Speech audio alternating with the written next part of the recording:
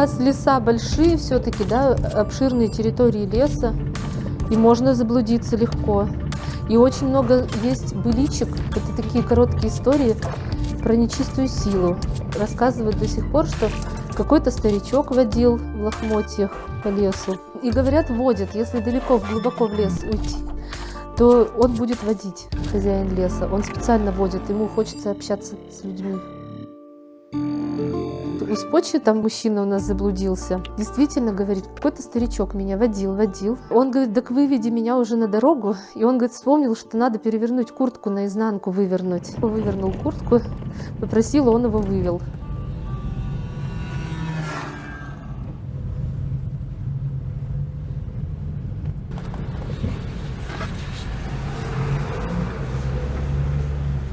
Обычно заповедники создают для того, чтобы охранять какой-то вид животных или ландшафт от воздействия человеческой цивилизации. Но порой и самого человека нужно и хочется защитить от этой цивилизации. Кинозерский национальный парк был создан в 1991 году для сохранения эталонной территории традиционного проживания людей. И этим он кардинально отличается от большинства других особо охраняемых природных территорий. Эта удивительная территория находится на разломе тектонических плит. По ней проходит водораздел Атлантического и Северного Ледовитого океанов. И поэтому здесь уникальный состав флоры и фауны. Кроме того, эта территория является особо важной для сохранения орнитофауны Европы. И она внесена в список таких территорий всемирно признаваемых. Но так же, как эта территория объединяет два бассейна, двух океанов, также она объединяет и два мира – природный, мир животных, растений, и культурный, мир человека. Мы сейчас, кстати, готовим археологический музей. В деревне Вершинина вы увидите, мы восстанавливаем дом, который перевезли из окрестностей Кеннезера. Это называться будет большое такое общественное пространство «Львы и розы». Там будет много, там будет библиотека, там будут ремесленные центры, и там будет археологический музей. И мы довольно много лет уже работаем с Кунсткамерой и с сотрудниками Соловецкого музея-заповедника, археологами. Собственно говоря, последние исследования показали, что мы начали развиваться 9000 лет тому назад. То есть это еще мезолит. То есть мы всегда говорили о 7-м тысячелетии, а сейчас последние открытия нас еще поглубже отодвинули. А что это за открытие? Это были раскопы в деревне Косицыно, и найдены были предметы, датируемые именно этим ранним периодом. Да. Среди них удивительная такая зооморфная фигурка, которых достаточно немного вообще в Архангельской области сохранилось в археологических раскопах. Здорово. Да. Это такое вот тоже наше открытие, поэтому мы вот будем готовить музей, и поэтому археологические исследования, конечно, они тоже входят. Мы занимаемся и готовим в этом году, надеемся, что мы завершим эту работу по крестьянскому судостроению. Это будет уже книга, которую мы готовим вместе с музеем Кижи, сотрудником Юрием Михайловичем Наумовым. Марина Николаевна, а по поводу спецпоселения вы сотрудничаете с Музеем истории ГУЛАГа? Безусловно. Это музей, с которым мы начинали вообще общение, когда мы подошли к этой теме. Потому что мы знаем, что это очень серьезный очень музей, поэтому они приезжали к нам в гости, мы там приезжали к ним в гости, работали и смотрели. Очень хорошие контакты, конечно. Мы вообще стараемся все, что сегодня появляется интересного, большого, выставочного в наших разных городах, мы, конечно, стараемся смотреть, потому что без этой учебы развиваться очень сложно. У вас такие богатые межмузейные контакты и с Кунсткамерой, и, там, и с Питером, и с Москвой, и с Архангельском. Да, вы знаете, когда вот мы делали музей, вначале было слово, это была просто большая необходимость работать и с консерваториями, и с университетами, потому что там хранились все записи. То, что мы сегодня собрали, это вот то, что хранилось как раз не в Архангельске так сложилось.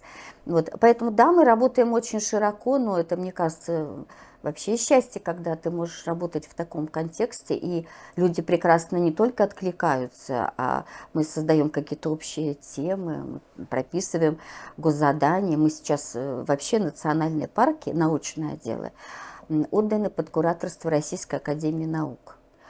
Именно наши научные отчеты рассматривают Российская академия наук. Поэтому мы сейчас включены в их и формы оформления отчетов, и, конечно же, качество. Мне кажется, что это очень хорошо, потому что просто мы сами на другой уровень переходим. Я еще не сказала о музее, вначале было слово, мы отдельно поговорим. Давайте сейчас поговорим. Я как раз хотела задать вопрос, и вообще сам факт, что нематериальное наследие музеифицируется. Не просто архивируется, да, а оно как-то представлено, чтобы люди могли это увидеть, услышать.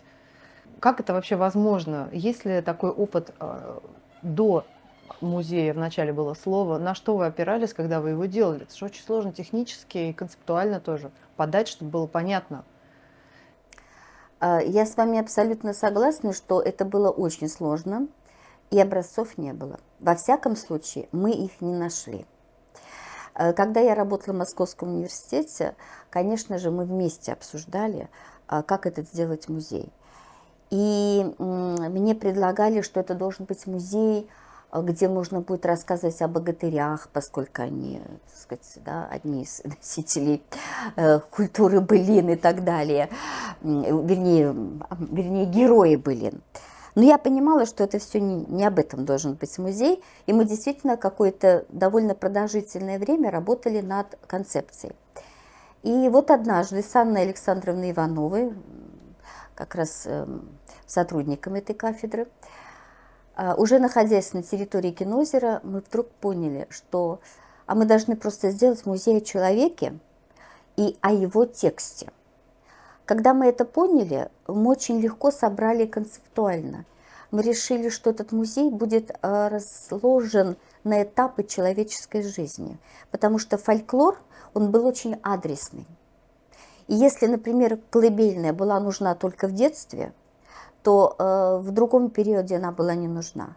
Или, например, былину пели только старики.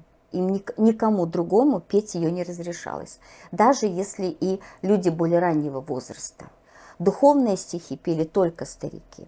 Поэтому появился музей, где мы сделали главным, конечно же, текст человека, который им жил, потому что этот текст был содержанием жизни этого человека, и предмет, который поддерживал этот текст.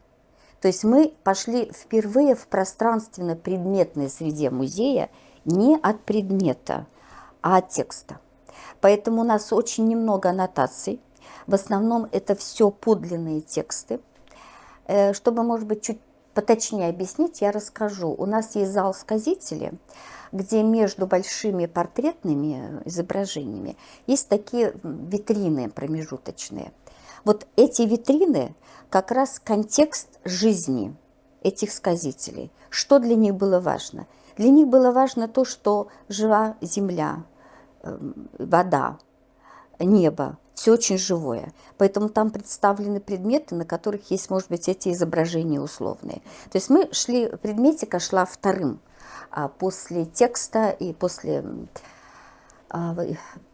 человека. Поэтому там очень такой музей получился. Вы знаете, для нас неожиданно, что он стал современным музеем. И я не очень много там вожу экскурсий, поскольку там не так часто бываю в этом музее. Но я вижу много молодежи, и ко мне подошли молодые девушки и сказали: а у вас колыбельные записаны где-нибудь? Мы очень хотим купить. Потому что музей же, естественно, звука, и можно подойти и услышать колыбельную около зыбки. Колыбельная поется не только там, конечно, прекрасный текст, где обращение к Богоматери и Христу, то есть это такое уже, знаете, опевание ребенка и божественными какими-то знаками, и сердечными чувствами. Там сам голос исполнителя наполнен стольким чувством, что ты просто понимаешь, что ты входишь в какой-то своеобразный такой вот транс от этого звучания. Поэтому кто-то меня просил, нет, когда-нибудь мы издадим загадки, потому что загадки очень сложные, но очень красивые. Я, например, поэтически, например, одну очень маленькую скажу. Вылетела птица из красного гнезда, села птица на 4 столба. Это такое прекрасное слово о хлебе на столе. Ну вот очень поэтично все. Поэтому мы понимаем, что мы попали в точку, потому что этот фольклор, он был хорошо, очень нужен, важен для молодых женщин XIX века, и мы начинаем понимать, что он важен для нас сегодня. Поэтому вот музей получился такой очень современным, потому что мы попали адресно каждому человеку каждого возраста. Так, а мы, значит, находимся в зале сказителей. Да, здесь собраны наши кинозерские сказители. И у каждого, каждому посвящен портрет и свое окошко. Да, ну, в виде окон наличники были взяты с наших домов, образцы наличников. Это как музей наличников. Александр Михайлович Сивцев, он наш кинозерский сказитель, у него было записано достаточно много текстов.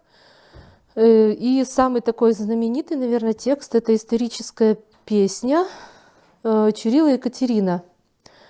Ну, это былина, да, действие былины происходило в XIII веке, потому что персонаж Чурила, он реально существовал. Ее сюда привезли, видимо, да, принесли переселенцы, которые сюда приходили в наши края. И вот здесь она сохранилась. Ну, скорее всего, да. Угу. И здесь она сохранилась, и получается вот этот текст, он, конечно, видоизменялся, потому что это живое слово. Ну, например, его отец, может быть, там какую-то, да, привносил свою изюминку. У Александра Михайловича понятно, что былина, она видоизменяется немножко, да, текст былины, но незначительно, потому что те исследователи, которые приезжали уже в начале XX века, они пришли к выводу, что былины поются, и те же самые былины, которые пелись в XIX веке, но там немножко изменялись кусочки, тексты. Александр Михайлович, он пел? Он жил на острове Поромском, он пел, он унаследовал пение былин от своего отца, и его дочка Татьяна Александровна Сивцева, она рассказывала очень много про своего отца и про своего прадеда, которого записывал еще Гильфердинг. Вот она говорила про то, Александр Федорович Гильфердинг, который приезжал сюда в 1871 году, и он как раз останавливался в доме крестьян Шишкиных, да, которые как раз в этом доме и жили. Да. Ну, не в этом доме, это, конечно, новый дом, это реплика избы Шишкиных. Но это семья зажиточных крестьян была основателем, и тем человеком, который построил дом, был как раз Кузьма Павлович Шишкин. У нас есть о нем даже на бревне его имя. Он выбил топором, высек имя о том, что именно он построил дом, и год строительства того первого дома. Какой? 1867 год. На бревне, на котором основывается крыша, у фронтона, да, бревно, высечен год постройки дома. Петр Семенович Лоскутов, вот про него односельчане, те люди, которые жили с ним поблизости, в деревне Глущево, говорили, что он Петруша с Лешием знался. Рассказывали, что Петр Семенович очень хорошо знал эти все обряды, обрядность. И когда заблудится коровушка или человек в лесу, все шли к нему и говорили, что вот он знает. И он говорит: принеси рубаху красную до угощения, и уходил, накрывал на пенечке в лесу. А говорят, для кого накрывал-то? Что для лешего. Разговаривал с ним, просил, чтобы вернул человека или коровушку. И вот говорили, что коровушка и человек приходили, возвращались домой, и коровушка к хозяйке приходила. Его невестка, вот дальше, Матрена Васильевна Лоскутова, я ее единственную знала вот лично. Застала ее, она жила у сына Николая уже Вершинина здесь, переехала с Глущева. Вот она одна воспитала 5 детей. Ну и такая бабушка была веселая. Ну, если можно сказать про женщину, что она балагуристая такая была, да, знала очень много песен и всегда любила исполнять песни. Бабушка Матрёна всегда расспросит, как там в школе, и такая вот, я ее помню, очень теплые о ней воспоминания. Здесь представлены все этапы человеческой жизни, получается, вот от рождения, и к каждому этапу, к каждому действию были свои слова, поэтому вот здесь можно увидеть заговоры. А загадку давайте прочитаем хоть одну. Угу. Ну вот, да, на смекалку детей все-таки готовили, проверяли, кто смекалистый. Маленький, горбатенький, все поле оббежал, все камешки сосчитал. На самом деле собрал, все камешки собрал в старинной версии. Что же это такое-то? Что это такое? Я не очень смекалистый ребенок, я поняла. Это серп. Есть очень много загадок про другие предметы. Они тоже вроде бы кажется, что простые, а на самом деле не догадаешься. Вот вылетела сова из красного гнезда, а села сова на 4 столба. Про что загадка? Я просто знаю ответ, так бы я никогда не догадалась. Ага. Да, Марина Николаевна нам загадывала загадку. Это хлеб, да? Это хлеб, печка и стол.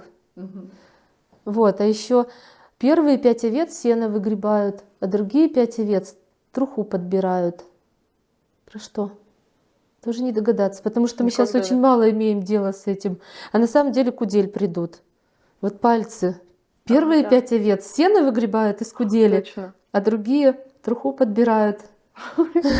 Да, мы просто этого не видим, и догадаться невозможно. Известно, что в 6 лет девочке уже дарили первую прялочку отец. И она уже начинала учиться прясть. Было важно, чтобы она научилась изготавливать одежду. Ну вот с момента обучения, как ниточку сделать, потом учили ткать, соответственно, да, ну уж потом шить и вышивать, конечно. И к моменту замужества вот у моей прабабушки было 30 полотенец в приданом, вот этих красивых. Представьте, их нужно было с 2 концов вышить, украсить еще кружевом, а перед этим их нужно было соткать. То есть на чем-то надо было вышивать. Вот это да. Плюс еще сколько холстов было в приданом, очень много.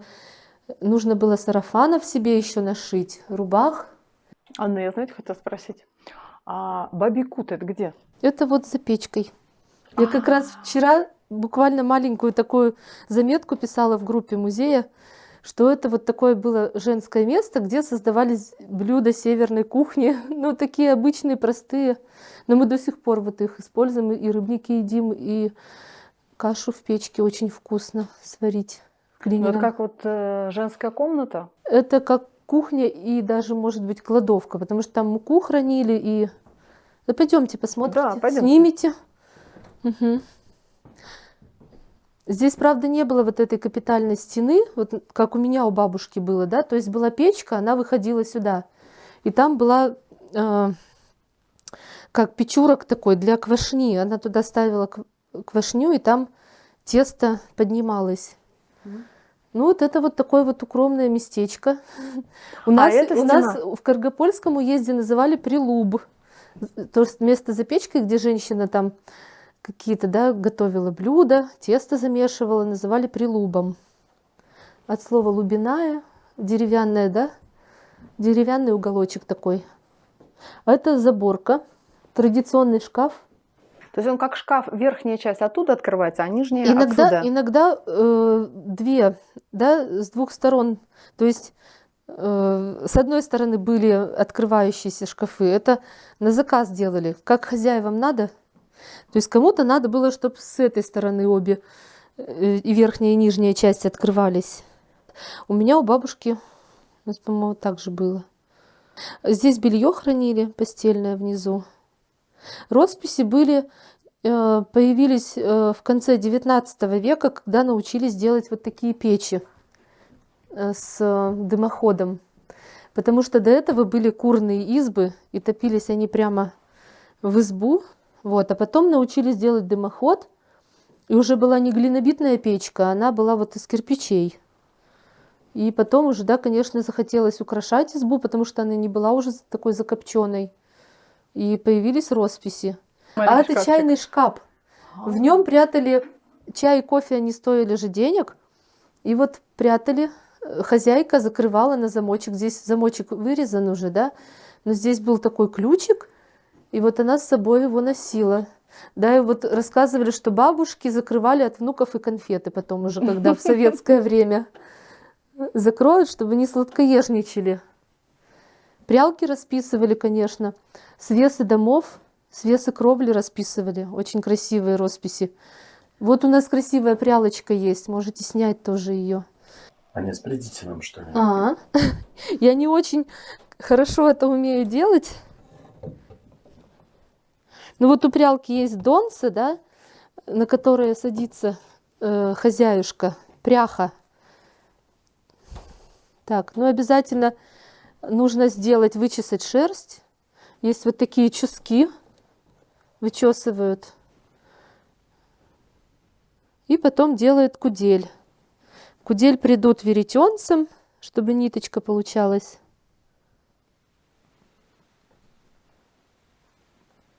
Потихоньку вытаскивают вот так из кудели. Я, конечно, небольшой профессионал в этом, но как видите, у меня нитка неровная получается. Тут надо умение, надо каждый день это делать, и чтобы равномерно все вытягивать и скручивалось все равномерно. Ну вот, первые 5 овец сено выгребают, а другие-то 5 овец труху подбирают, потому что потом ниточку закрутил, на веретенце надо ее подобрать. Вот так вот, да, закрутить, ну и дальше вытаскиваешь. Все на самом деле просто, все гениальное просто. То есть прялка – это, по сути дела, просто Это подставка основа, вот на под которую этот крепится пук. кудель, да. Мгм. И на кудель это, вот здесь вот на прялке посмотреть, если с той стороны, там несколько таких отверстий. Тут спицы вставляются в кудель, чтобы ее закрепить, и обматывается это все плотным шнуром или, ну, плотной веревкой. Есть фестиваль Пряха-фест. Ни разу не бывали? А где? А он проводится в Калуге, в разных городах средней части России. Вот, там собираются все пряхи. Кто профессионально этим занимается.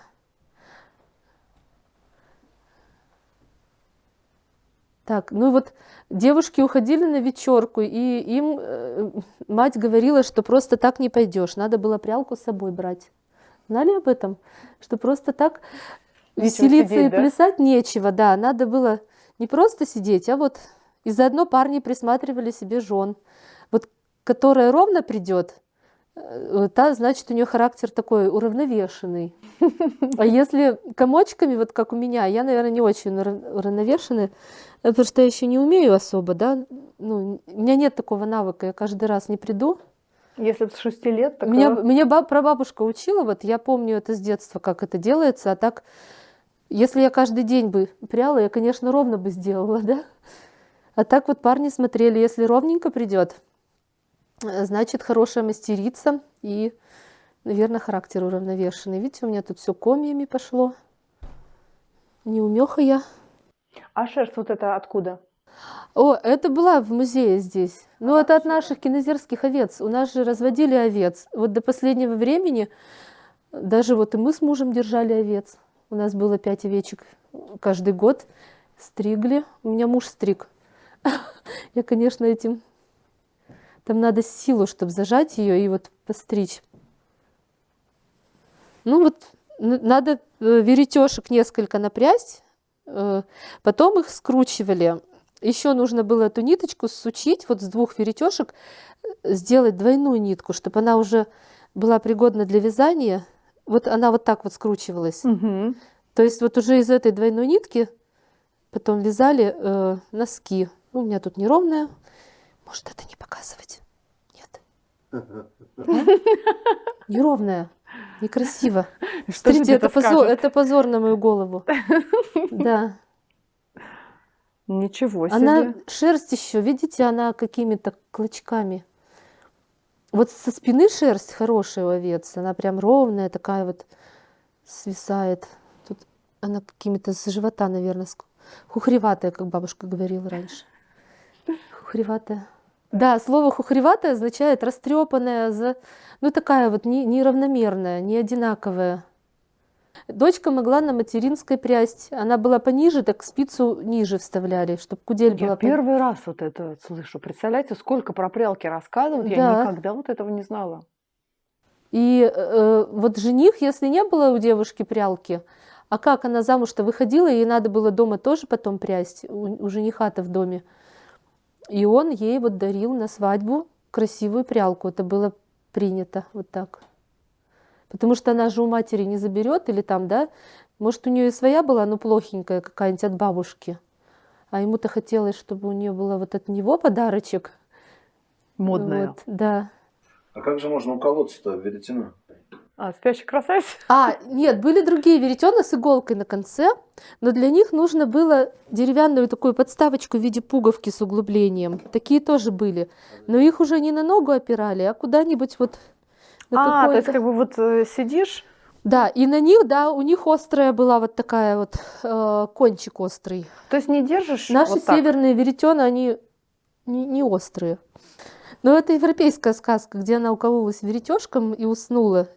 У нас все проще, у нас яблоко с ядом. Как вы считаете, Марина Николаевна, насколько устойчива эта система, которая создается, так долго сплетается, которая бережно вот поддерживается сотрудниками национального парка, сохранение всякого рода наследия и вообще этого уклада жизни, насколько это живуче без такой поддержки? Вот представим, что сейчас раз и парк, не дай бог, расформировали. Осталась территория, люди, все эти памятники, как отдельные, например, музеи. Да? Вот можете предсказать такой вот ход событий? Что может случиться в этом случае? Здесь, наверное, позитивно звучит, вернее, можно осмыслить ту ситуацию, что люди, местные жители, современные молодые люди, да, они уже поддерживают то, что происходит в парке. Вот конкретно могу привести пример. Музей в начале было слово. Руководителем этого музея является местная жительница Анна Владимировна Юрьева. Она так вошла в этот материал, она занимается ремеслом, она прекрасно ткет. И мне кажется, что уходя, когда парк уйдет, то она ни в коем случае не бросит этот музей. И очень хотелось бы надеяться, что она это передаст своим детям, потому что ее дети, участники нашего известного кинозерского клуба, клуб юных экскурсоводов. Именно они вводят экскурсии сейчас, в частности, по амбарному ряду в основном. То есть есть вот эти вот ниточки, что ли, когда местные жители, я надеюсь, что будут поддерживать. Но если говорить очень глобально, если говорить о том нравственном стержне, который всегда был на этой территории, потому что заговорная традиция, она живет до сегодняшнего дня. И сегодня молодые люди еще занимаются тем, что они бывают на отпеваниях. На севере называют таких людей знающие, да, которые знахари, умеющие заговаривать. И они передают молодым своим детям, и я знаю, что это существует. То есть это вне парка существует, это вот та традиция глубинная, которая существовала всегда на Кинозере, был парк или не был. А то, что касается жизни, вот это вот сохранения памятников, да, наших, потому что мы прекрасно все-таки многое сделали в сохранении памятников архитектуры. Это, конечно, наша музейная жизнь. Я думаю, что здесь все-таки административный ресурс нужен, потому что это даже просто вопросы финансирования, и хозяйствования, и вообще-то интеллектуальной большой составляющей. Конечно же, это часовня во имя святителя Николая Чудотворца, самый почитаемый на север святой, потому что считается, что Николай Чудотворец помогает путешественникам, морякам. И во время всяких бурь они молятся не кому-нибудь, а Николаю Чудотворцу со страшной силой. И больше всего церквей и часовен на севере посвящено ему, и обетных крестов тоже. Конец 18 века. Фантастика. Конец 18 века. Это что вообще какие-то? Какая-нибудь французская революция. Представляете, друзья? 1789 год, например. у нас Павел Первый. Всякие события в Петербурге происходят. Она тут вот как поставили, так и стоит. Реставрировали ее, конечно. Сложная была очень реставрация. Елена Флегантовна рассказывала, Шатковская, директор нацпарка. Очень сложно было приподнять всю часовню, заменить некоторые венцы нижние сгнившие, и потом опустить. Это была тогда новая технология, это, по-моему, конец 90-х годов, потому что обычно часто приходится памятники вот такие старые разбирать как конструктор, а потом заново собирать. И чтобы этого не произошло, была разработана специальная методика, и было несколько очень мощных сюда привезено домкратов, и все получилось. Это был такой эксперимент удачный. Хорошее место люди выбрали для архитектуры, да? Вот это, конечно, соразмерность человеку, соразмерность этой деревенской низкой архитектуре. Удивительно, такая красивая форма и такая простая. Просто шедевр. Мы приезжали сюда летом, любовались этой же часовней Николая Угодника. Но, к сожалению, летом мы не могли поговорить ни с научными сотрудниками национального парка, ни с местными жителями, потому что все они очень заняты. Во-первых, это полевой сезон для науки, а для всех остальных сотрудников парка это горячее время туризма. Национальный парк с весны до осени посещаем тысячами людей. Здесь огромная территория, поэтому все не толпятся в одном месте, а рассредотачиваются по разным гостевым домам, по разным озерам, островам.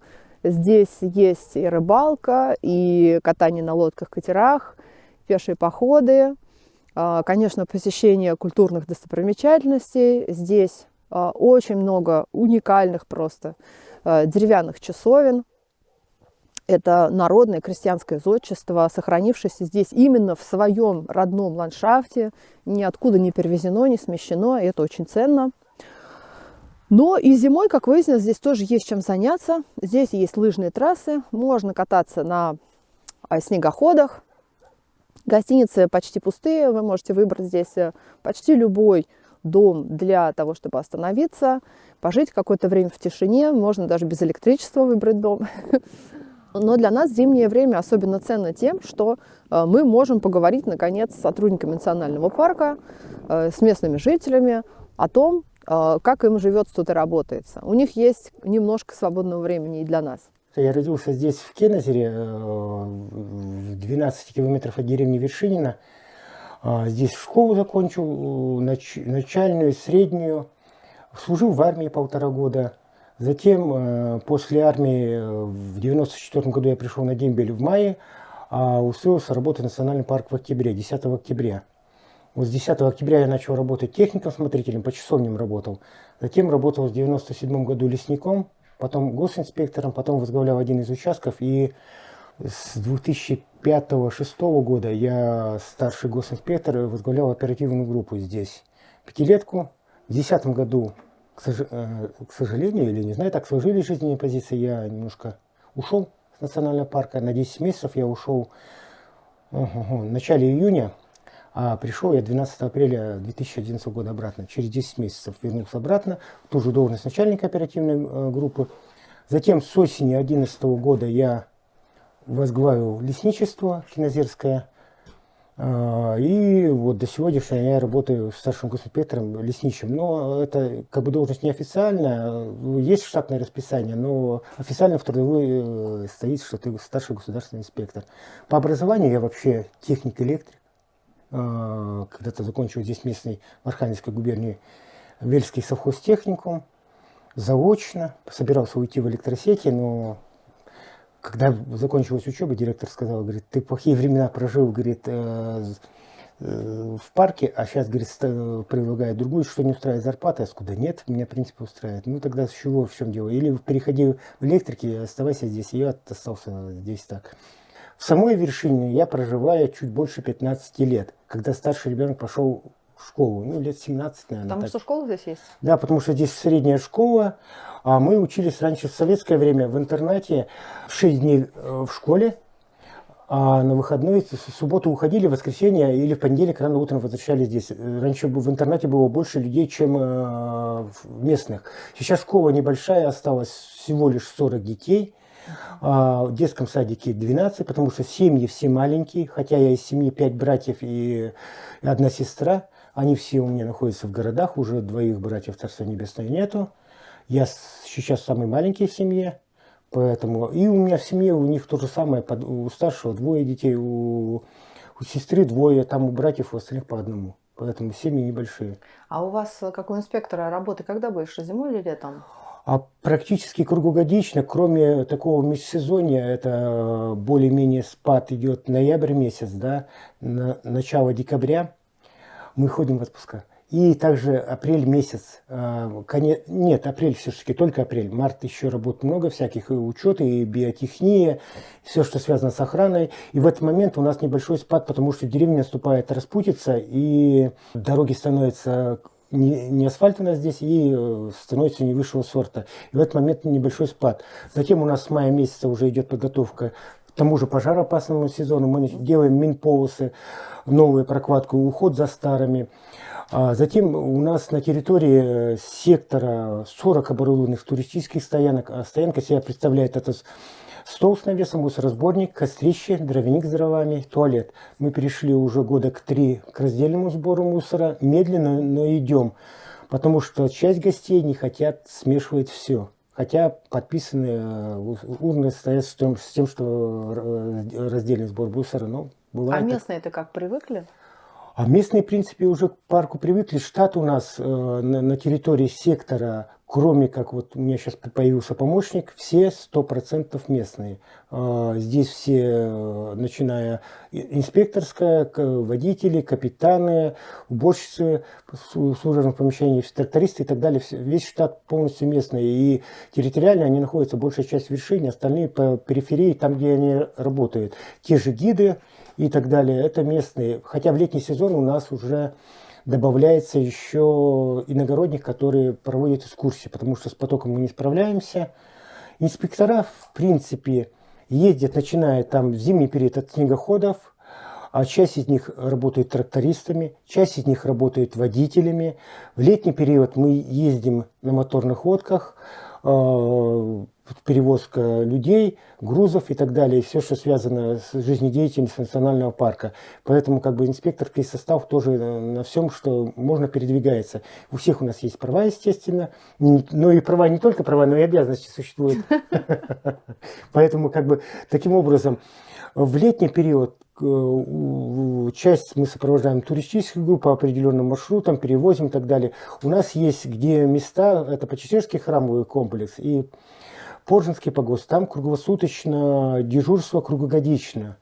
Инспектора посменно дежурят по неделе, по 1 человеку. То есть там нет деревень уже, местных там нет людей? Нет деревень. Вот позже обходит дорогу, то, ну, по территории парка проходит федеральная дорога, областная, да, областного значения, она проходит мимо, там, да, электричество, все нормально, там на месте, да, есть центральное. А на Поржинском погосте, там церковь 17 века, срубленная ограда, отреставрированная в 2016 году, так же, как Почесерский храмовый комплекс, в 2018 году. И на Поржинском у нас есть бензогенератор и есть солнечные панели.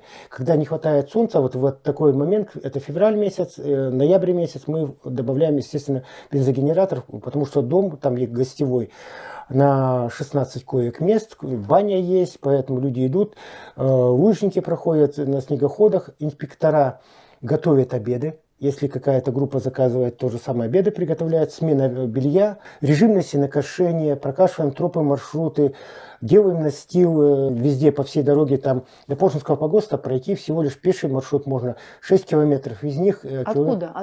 С деревни Ведягина. Выезжаем, во-первых, с деревни Вершинина до деревни Ведягина. Это 12 километров. Это зимой или летом? Если в летний период, то перевозят на катерах или на моторных лодках. Дальше люди идут пешим 6 километров. И дальше через озеро Большое Поржинское, если нет желания идти еще дополнительным бонусом 6 километров, то перевозят на моторе около 4 километров. Там 2 два мотора есть лодочных, и вот прокатку делать через озеро. А если кто не хочет, то он может обойти вокруг еще 6 километров. Вот мы и добрались до Филипповской и видим этот Почезерский погост, так называемый, редчайший архитектурный комплекс. Посмотрите, он еще из 3 частей состоит, почему и называется тройник эта композиция. Колокольня, зимняя церковь и летняя церковь. Видите, зимняя, она низкая, чтобы ее можно было отапливать. А летняя это высокая, вот с таким сводом высоким. И как вы думаете, конечно же, она не пустая доверху, а там есть потолок. И этот потолок складывается из таких долек. И эти дольки называются небеса. То есть потолок вот в такой церкви называется небеса. И каждый этот сектор расписан. И кинозерские небеса, даже из тех церквей, которые сами уже погибли, но небеса спасены, они хранятся в специальном музее. Расписывали их обычно какие-то местные мастера, там художники, в редких случаях приглашенные. И там часто можно увидеть такие примеры примитивной живописи, народной. Вот. И сразу видно, если какая-то академическая школа, это прям вот налицо. А небеса из этой церкви, если я не ошибаюсь, сняты и помещены в музее, а здесь копии. Это сделано потому, что в деревне Филипповская никто уже не живет. Здесь есть представительство Кинозерского национального парка, есть гостевой дом, но местных жителей нет.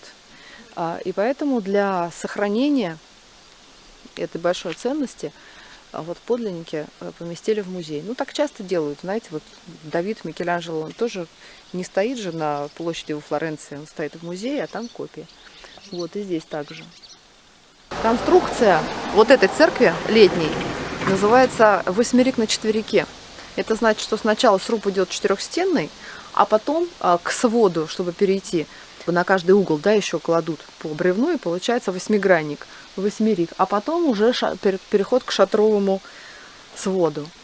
И сохранилась фотография 1903 года, которую сделал художник Иван Билибин, который иллюстрировал русские сказки и создал так называемый неорусский стиль. То есть он немножко стилизовал как раз вот северную архитектуру, да и природу тоже.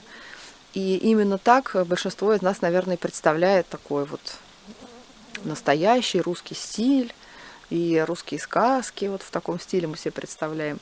И на самом деле, когда вы вспоминаете эти картинки из его книжек, то у вас само вокруг все стилизуется как раз так. Забавно. От этого нелегко отделаться. Вот такой Почезерский погост, вдохновлявший Билибина. Вот вы когда не работаете, у вас есть, наверное, свободное время-то, хотя немножко? Много времени, в принципе, свободного нет, потому что по выходным праздничным дням у нас туризм, и также выходим. Но мы берем отгулы, потом на неделе как-то меняемся и так далее. Я вообще грубо говоря, за 1,5 десятка лет хозспособом построил 4 дома. У меня 2 снегохода. В зимний период я также помимо парка могу провести экскурсию. Сани, крытые метелица. В летний период также у меня в общей сложности 6 моторных лодок.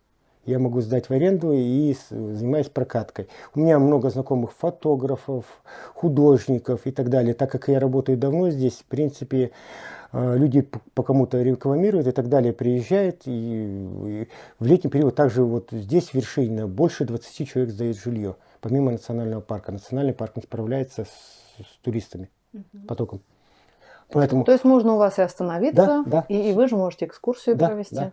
И в любое время года. В принципе, круглый год, кроме как в сезон распутицы, это начинается с конца, с середины апреля до начала мая. Зима изменилась сейчас.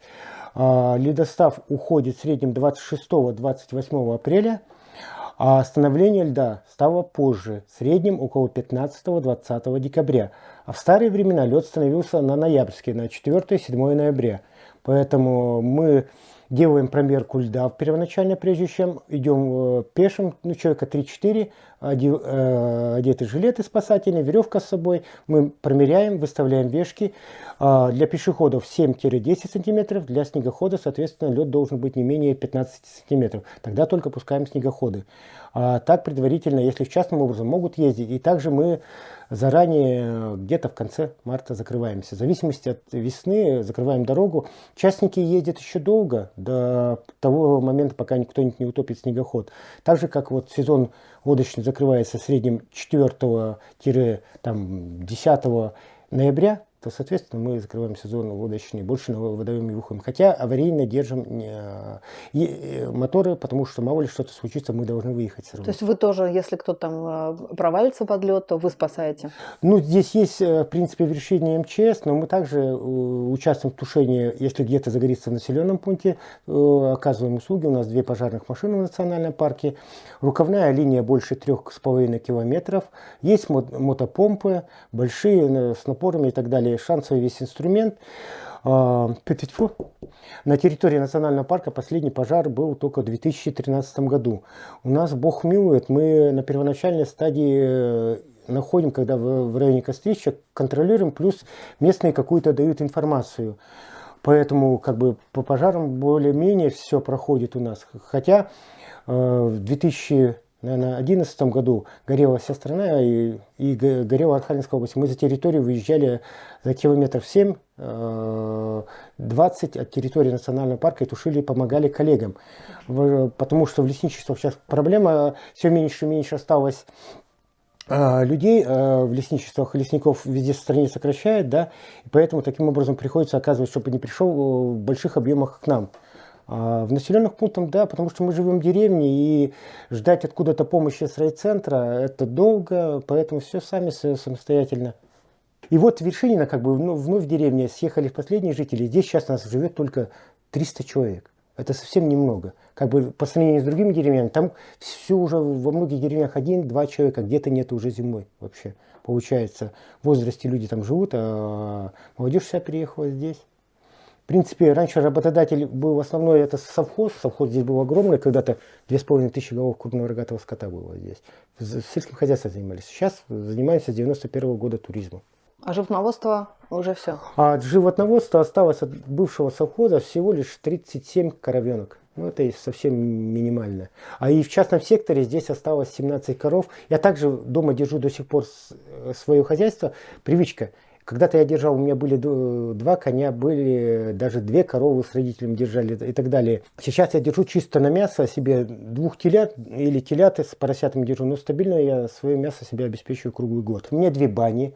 Одна из бань традиционно баня по черному, то бишь топка вовнутрь идет, а другая баня по белому. Баня по белому я топлю постоянно, баню по черному для души в году. Скажу, что раз 5, не больше топлю, потому что ностальгия, возраст сказывается, и вытоплю баню, скажу, помоюсь, и все. Это надолго мне хватает. А так каждый день я хожу баню по белому, потому что очень удобно, она на территории, далеко не надо идти, можно чуть ли не в тапочках сходить по принципу. Расскажите про разницу в ощущениях. А в ощущениях, когда жители крупных городов, во-первых, приезжают, видят стены все черные, да, им притопки, все, стены черные, потолок черный, да. Ну а пара, я скажу, что более приятной бани по черному, камни здесь все натуральные, собраны с полей, и запах более, и пожару баня по черному не уступит бане по белому никогда. В принципе. Единственное, что эстетически выглядит все черное, стены протираются время от времени, паутина убирается и так далее, но их все равно никогда не сделать белыми, сколько ты их не бели, разницы нет, а дым все равно свое дело сделает. Поэтому, ну просто привычка. Раньше наши деды, прадеды из-за того, что делали, потому что камень был доступен, и бани всегда были в удалении от деревни, чтобы не было из-за пожаров. Скажите, а вот то, что печи, вот эти русские печи большие, они же ставятся, под них же собственный фундамент строится. Да. Это же фактически сруб вы строите вокруг печи. Да, обязательно дополнительный фундамент, потому что печь, каждый кирпич весит 5 килограмм, 4-5 килограмм, пускай, грубо говоря, минимум около 1000 кирпичей, это минимально, да, 1000 кирпичей, сразу же около 5 тонн начинается давление на пол и так далее, поэтому подводится фундамент всегда.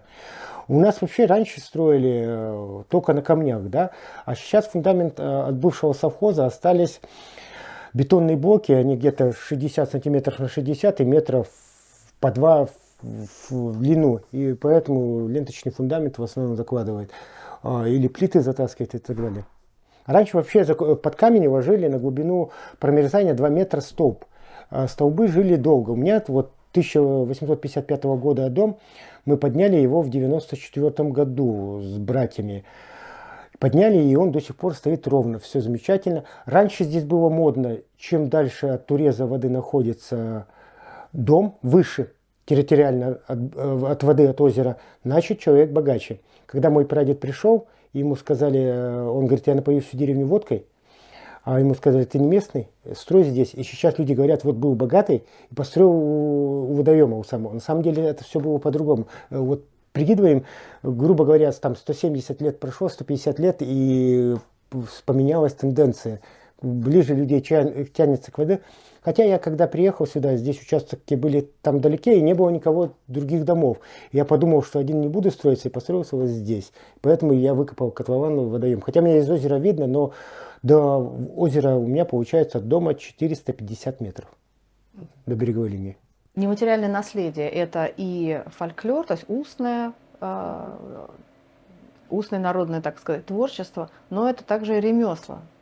То есть если мы примерно сейчас понимаем, как можно сохранить былины, песни и так далее, их можно записать на бумаге, можно записать на аудио, можно даже музей сделать, то как сохранить ремесленные навыки, которые, как известно, не консервируются, они должны в руках живых людей существовать. Да, вы абсолютно правы. Вот это совершенно живой материал. И здесь я хотела бы сказать такую вещь. Когда только был создан парк, а он был создан в 1991 году, почти сразу одним из стратегических направлений развития стал сбор материалов, мастеров, которые занимаются ремесленными технологиями. Кто-то еще это делал, а кто-то уже нет, но помнили руки. И вот слава Богу, что в то время смогли этих мастеров собрать. Они стали возрождать эти традиции, потому что к этому времени многие просто традиции ушли. Какие именно ремесла мы, о каких сейчас говорим? Вы знаете, что тогда еще успели, еще Бондарь был жив. Бандарный, я говорю о таких промыслах, которые практически, конечно, уходят. Да? Конечно, ткачество, частично вышивка, береста, кузнечное мастерство. Пожалуй, что вот уже не занимались гончарством. И создав первый ремесленный центр, он был такой вот самой натуральной лабораторией для передачи навыков, потому что ремесло – это только через руки. Никакая теория, никакой фильм не может в этом помочь. Вот, поэтому, а сейчас у нас на территории парка несколько центров. И довольно широко мы занимаемся и войлоковалянием, и гончарным творчеством. И, конечно, сохранение этих технологий только через существование центров ремесленных, где работают мастера, которые передают из поколения в поколение. И это самый прямой, мне кажется, и самый реальный путь, и действенный путь сохранения именно ремесла. То есть к ним приходят дети местные? Могут приходить местные дети, могут приходить местные жители, которые становятся тоже мастерами. К ним приходят, конечно, наши гости. То есть это широкий такой, так скажем, адресный вариант для тех, кто хочет заниматься. Девочки, все в порядке?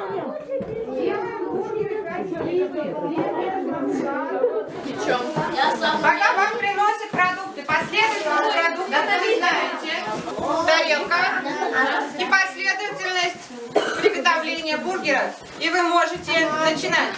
Следите за тем, чтобы продуктов хватило на стол. Теперь это часть проекта «Возможно все». Вторая часть нашего проекта, этого года проект. Всего 4 локации, в которых дети могут чувствовать себя лучше, чем если бы этого не было. Вот. И у нас одна из таких интересных идей была вот создать такую бургерную, да, на базе Кинозерского трактира Кинозерского национального парка. Если кто-то хочет участвовать, в конце вы поднимете ручку, мы сфотографируем и потом оценим. И в понедельник тот, чей бургер окажется самым классным, самым красивым, получит сладкий приз. Да не, я не буду участвовать. Это наш Богдан. Богдан ученик 5 класса. Очень ответственный мальчик, у которого есть много разных интересных способностей. Было бы здорово, если бы Богдан завел свой канал, например, на Ютубе. Или если бы он снимал ролик для Ютуба Кинозерского национального парка. Да, было бы здорово. Богдан, как тебе идея? Прекрасная. Что нужно для ее реализации? Давай Ну, подумаем. максимум большой заряд и разрешение мамы. Отлично. А еще? Он у нас экскурсовод. А, ты в школе, да, юного И экскурсовода? экскурсовод и лесничий. Мы с мужем сюда переехали из разных уголков России. Вот, и встретились. Я переехала сюда работать земским учителем в школу.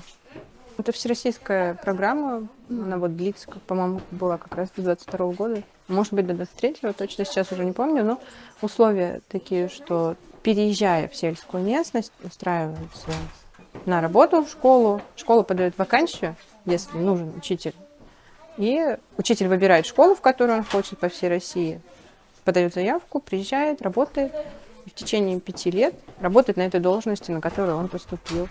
И за это учителю выдается 1 000 000 рублей, которые он может потратить на свои необходимые нужды, там, на обустройство своей жизни, да, в деревне. А вы первый раз участвуете в этой вот программе «10 шагов к успеху»?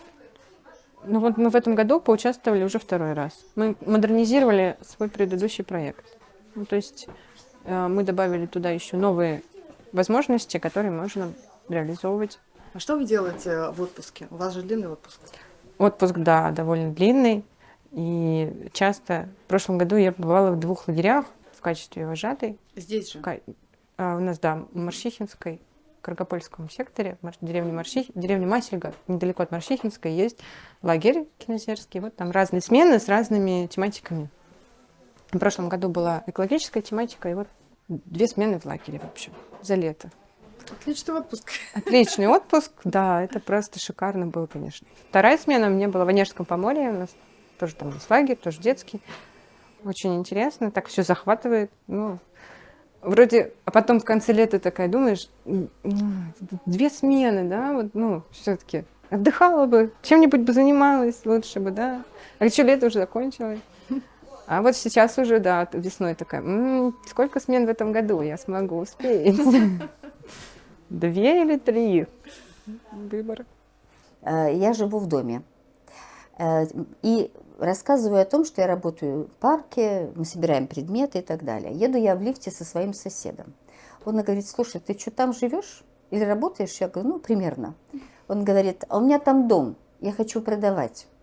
А была крутая зима, холод. Говорит: вот если хочешь, поезжайте, вывозите весь дом. Вы представляете, если бы мой сосед, в котором я с доме живу 1000 лет, мы с ним вместе там живем, если бы он не увидел меня в этом сюжете, он бы никогда не сообразил мне это предложить. Знаете, сколько там и чего мы у него вывезли? Это не описать. Мы с Яной Эдуардовной в мороз, света нет, у нее там все отключено. И головные уборы золотные, и книги. Там вообще мы вывозили не 1 раз. Потом он уже продал дом, но сказал новому хозяину, значит, сначала Марине Николаевне. А в этой деревне уже свой музейчик есть. Там тетушки уже паслись. Вот. И мы тут уже конкурировали. У вас очень интересная, интенсивная научная жизнь. Все время что-то происходит, и живое общение с людьми. И, то есть нет ощущения какой-то пустоты, там, скуки, бессмысленности. Но задаете ли вы себе глобальный вопрос, для чего в конечном итоге существуют национальные парки и заповедники? Конечно, они существуют для того, чтобы, если это территория, где есть живые деревни, где живут люди, чтобы они продолжали жить на этой территории. Это их территория, и они там очень хотелось бы, чтобы жили, сохраняли память о своих предках, и эта территория не исчезла. Вот это главное с точки зрения историко-культурного развития. Мы сотрудники, мы в данном случае помощники вот этой глобальной задачи. То есть главная задача – это сохранение. Да, людей. Люди, территории и так далее. Потому что пока будут жить люди, будет жить территория. она не исчезнет. У нас есть территории, такие как, вернее, деревни. Мы, кстати, сейчас новый проект делаем, уже не второй год, «Куда ушла деревня?». Например, сделали «Куда ушла деревня» Думина, это Каргопольский сектор. Мы рассказали, куда она ушла. Но оставили такой вот якоречек материальный, мини-экспозицию прямо в ландшафте. Потому что деревни, конечно, уходят. И наша задача, чтобы они не уходили как можно дольше. Поэтому мы продлеваем эту жизнь разными своими способами. И в том числе многочисленные проекты нашего отдела развития, как «10 шагов к успеху». Это гранты, которые все время стимулируют людей, чтобы здесь, чем тут заниматься, как развивать территорию. Потому что культура – это ресурс для развития и очень мощный. Вот, наверное, для этого самое главное. Вот для этого, да. Спасибо.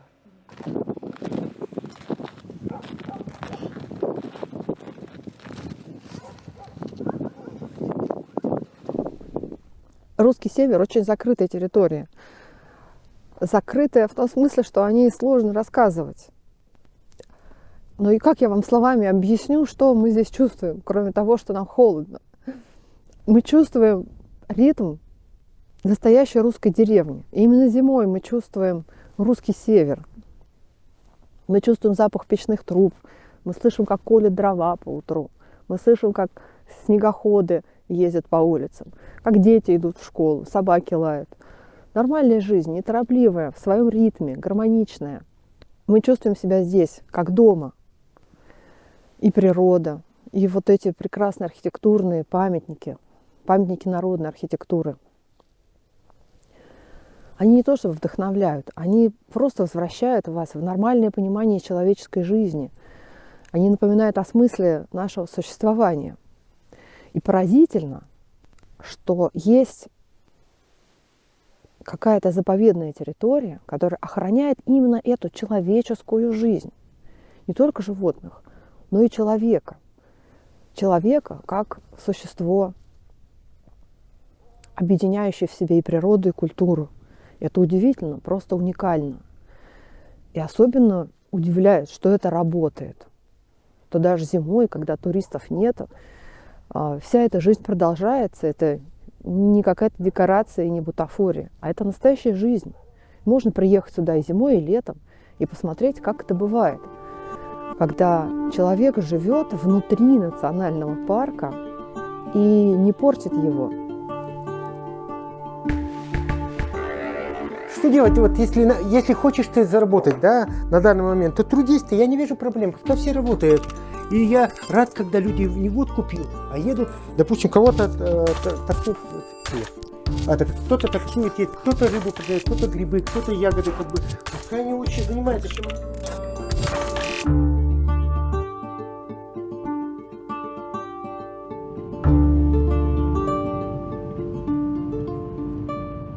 В деревне Тырышкино там несколько человек из домов видели, как какой-то старичок такой в лохмотьях, такой весь бородатый, лохматый, косматый, со старушечкой, с такой старушечкой идет.